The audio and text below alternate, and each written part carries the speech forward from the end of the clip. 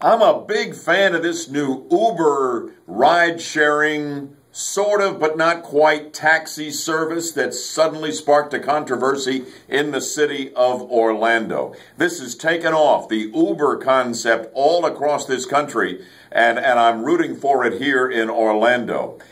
Basically, the way it works is you have an app on your smartphone and you connect with an Uber driver who has their own private car but works through Uber, and they come to your house and take you wherever you want to go, just the way a taxi would. And the whole thing goes through the app with a credit card, and Uber takes a cut. And people are raving about the quality of the service, that it's cheaper than taxis, the cars are nice, the drivers are nice.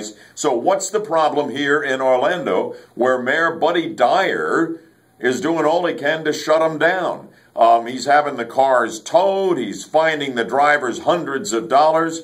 All he says because they're violating city codes and that they don't have the same certification that the taxi companies have here, and that we're worried about the safety of the drivers. Who are these Uber drivers, and what kind of dangers might people encounter when they take a ride with an Uber driver versus one of the city cabbies here? This is not about safety. This is all about maintaining the monopoly and the money that flows to the city from it, to the tune of about $1 million a year for each one of the cab companies here.